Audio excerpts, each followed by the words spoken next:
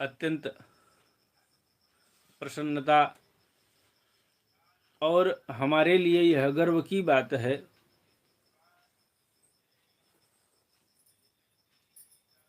अभी 9 लोग देख रहे थे, 10 लोग देख रहे थे, अभी 7 लोग आ गए। हमको इससे नहीं मतलब है कि 10 लोग और 100 लोग आ जाएं। हमको इससे मतलब है कि जो मेरे 5 या 7 या 10 लोग हैं वो कंटिन्यूअस रहें, बराबर सुने और इस कथा का जो है रसास्वादन करते रहें। तो उसी में मेरा भी हित है और जो सुन रहा है उसका भी हित है, क्योंकि एक घड़ी आधो घड़ी आधो में पुनियाद और राम नाम के लेत से कटे कोट अपराध।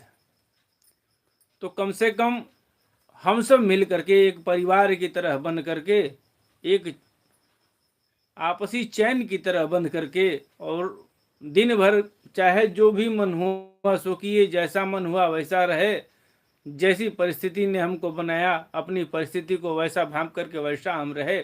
लेकिन कम से कम 24 घंटे में यह 1.5 घंटा 2 घंटा ऐसा तो हम निकाल ही लेते हैं जिसमें भगवान नाम का संकीर्तन और प्रभु के चरित्रों का वर्णन होता है, भगवान के एक एक अवतारों का वर्णन होता है, भगवान की लीलाओं का गान होता है। तो जो इस क्रिया को करता है वो बड़भागी होता है, उससे परम सौभाग्यशाली, उससे बड़भागी इस ब्रह्मांड में कोई नहीं है। आपने पूर्व की कथाओं में सुना होगा कि देव दुर्लभ यह मनुष्य का शरीर है, मनुष्य का जीवन देव दुर्लभ है। देवता भी जो है इसके लिए कदाचित तड़पते रहते हैं कि हम भी जो है मनुष्य के इस मृत्यु लोक में आए और मानव का जीवन पा करके अपना जीवन सफल बनावे और भगवान के चरण शरणों का दास बन करके। यह आखिरी सीढ़ी है। एक चीज हम बता दें आपको, यह मेरा व्यक्तिगत शोध है। जब मैं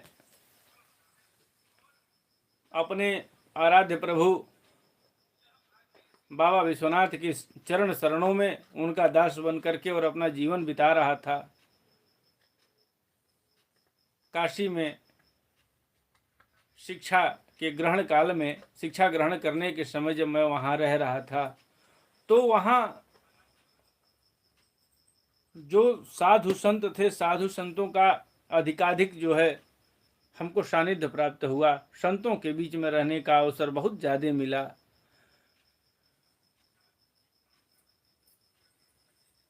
महाभारत का बराबर दिमाग में ख्याल आता था, महाभारत की चर्चा जो है दिमाग में बराबर चलती थी कि आखिर मनुष्य का जीवन अगर मिला है तो जीवन में, जीवन का मूल उद्देश्य आखिर है क्या।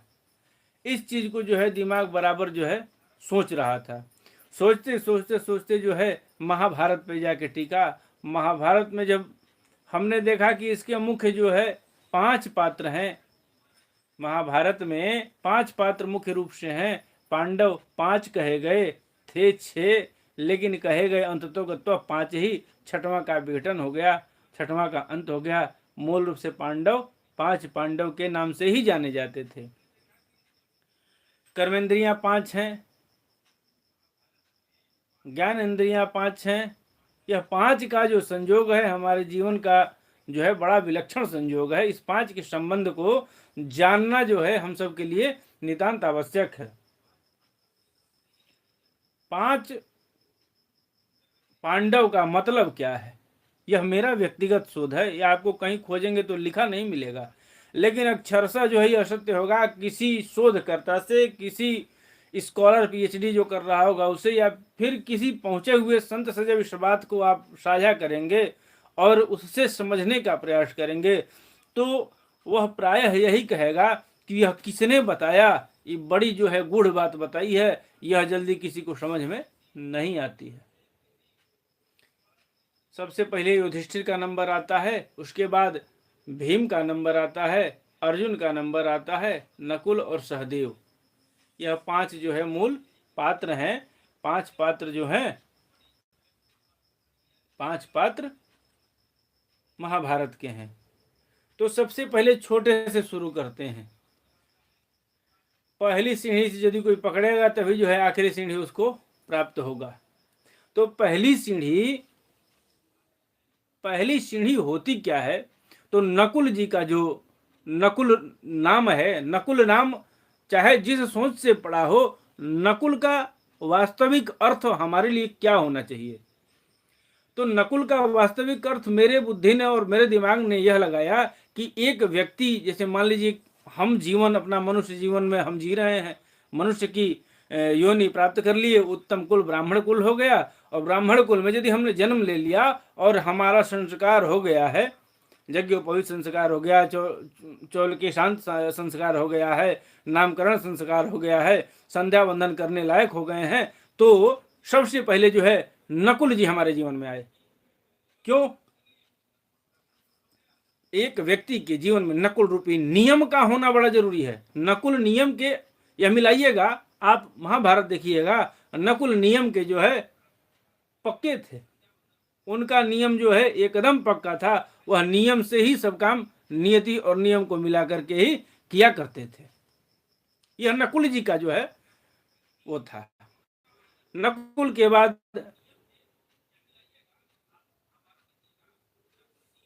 क्षमा करिएगा, हम गलती बता रहे थे, नकुल और सहदेव, सहदेव है सबसे पहले। सहदेव रूपी संयम व्यक्ति के अंदर आना बड़ा जरूरी था। सहदेव जी जो है संयमी थे, आत्म संयमी थे, आत्म मंथन करते थे, और एक व्यक्ति के जीवन में संयम का आना बड़ा जरूरी है। जब तक से उसके जीवन में संयम नहीं रहेगा तब तक से उसका नकुल रूपी नियम नहीं बनेगा, और जब तक से नकुल रूपी नियम नहीं बनता है तब तक से उसको अर्जुन रूपी लक्ष्य दिखाई नहीं देगा, और अर्जुन रूपी लक्ष्य जब तक उसको मिलेगा नहीं तब तक वह भीम रूपी बलवान नहीं हो सकता है, और जब तक वह भीम रूपी बलवान नहीं होगा तब तक उसको युधिष्ठिर रूपी सत्य नहीं मिल पाएगा, फिर तो घंटी बजाते रह जाएगा। अब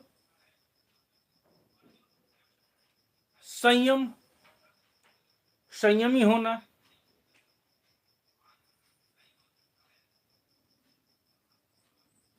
जीवन अपना बनाने के लिए, प्रभु के चरणों में लगाने के लिए, हम यदि स्वार्थी भी अगर हमको बनना पड़े तो वहां स्वार्थ जो है हमारा जायज है। अब स्वार्थ कैसा? तो संयम जब हमारे अंदर आएगा तो संयमी क्या करते हैं? जिनके पास संयम होता है वो धैर्यवान होते हैं, और जो धैर्यवान होता है वो किसी की बातों से जो है मन नहीं भटकाता है। जो संयमी होता है, जो धैर्यवान होता है, वह किसी की बातों को सुन करके अपना मन नहीं भटकाता है, वो जो है सीधे अपने लक्ष्य को टारगेट करता है, लक्ष्य को जो है एकदम अपने निगाह के सामने रखता है ताकि वो लक्ष्य जो है हमको प्राप्त हो जाए। वो धैर्यवान होता है। तो सबसे पहले एक मनुष्य के अंदर धैर्य का होना बहुत जरूरी है। इस मनुष्य के जीवन में जब हम गृहस्थ आश्रम में प्रवेश करेंगे तो नाना प्रकार की बाधाएं, नाना प्रकार की जटिलताएं हमारे जीवन में प्रायः आया करेंगी।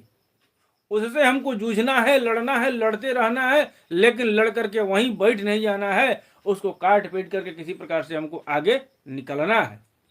संयमी व्यक्ति, धैर्यवान व्यक्ति उससे लड़ करके, निवृत्त होकर के और उसको हटा करके आगे बढ़ जाता है।